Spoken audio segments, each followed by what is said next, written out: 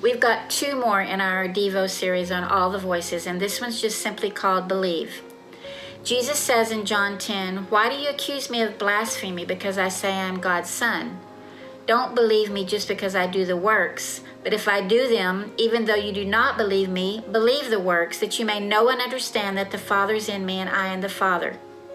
And then they tried to seize Jesus, but it says Jesus escaped their grasp. He went across the river and came to where John had been baptizing, and he stayed many days, and it says many people believed in Jesus. So after these accusers threatened to stone Jesus for blasphemy, Jesus stated that he and his Father were one. Jesus tells them to believe, and he escapes their grasp to try to seize him. The fact that Jesus escaped their grasp is a cool illustration of how Jesus and the Father were one.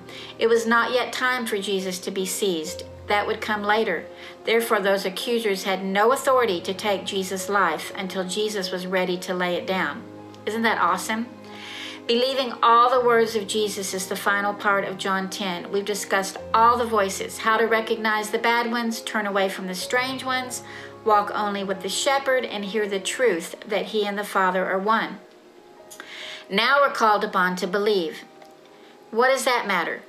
There's a popular saying in the world to find your own truth. And in other words, you listen to all the voices around you, from your parents, your peers, your friends, newscasters, authors, your own thoughts, and then you form sort of this like dot-to-dot square around yourself, and you close yourself up with your own set of truths about how the world was formed, why we're in it and what our purpose is, if there's any worth to believing in a God other than ourselves, and all sorts of belief systems. This shape into which we set ourselves in the center is constantly changing over time. As the world changes, life hits us hard, friends come and go, paradigms fall and disappointments happen, and truths crumble. I've experienced crumbling worlds, as I'm sure you all have. I grew up with one set of theological truths, let's call them, only to have them smattered by life that didn't work out like I thought it should if I followed those truths. I've placed my trust in the words of those around me only to find out that they're flawed and fail. And I was devastated and then became their judge, because how could they do that to me?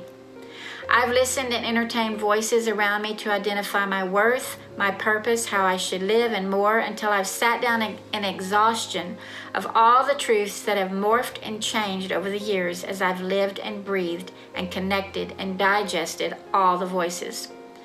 You see, it matters what's at the core of our belief system, and it matters whose voice we're hearing above the din.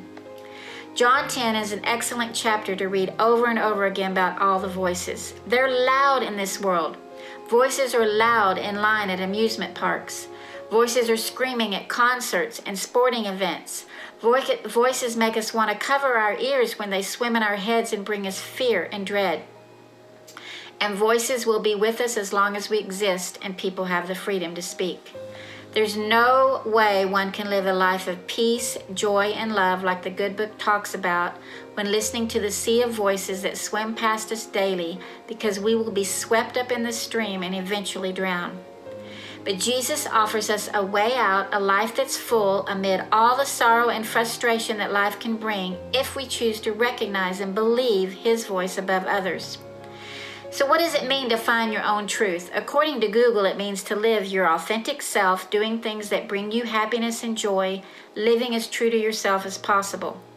And that's totally the opposite of believing in the truth of who Jesus is. Because living true to him is believing in all that he is, that he's the good shepherd, the one who lays down his life and leads us in paths of righteousness for his name's sake. Living as true to ourselves as possible still results in death. Death is imminent. Life eternal is only for those who believe, and believing is a big deal. There was a moment in my life when everything that could be shaken was shaken, and I remember having a flat tire and pulling over to the side of the road and hearing a small voice ask me, "If all there is Jesus and that's all that you know, is that enough?" And I thought about it, because we were losing our home, we were losing our possessions, relationships had broken, my husband's health was failing, and all the paradigms that I had believed were shaken. I decided that Jesus was enough. He said he's the way, the truth, and the life. It says that he loves me, And that's enough to know. And that's the full life that he gives, is just by simply believing in who he is. He is enough. Every church varies on its peripheral belief system, maybe in ways to be baptized or whether to play drums or not, or controversial issues. Every family disagrees on how to handle an aging parent or an unruly child. Psychiatrists and medical doctors disagree on treatment plans. But Jesus, hearing his voice, is asking us to believe that who he is and who he claimed to be, and placing ourselves and our trust in his hands. I thought this would be the last in our chapter, or in our devotional series on all the voices, but I do have one more. After we believe, what if we hear nothing? Next time.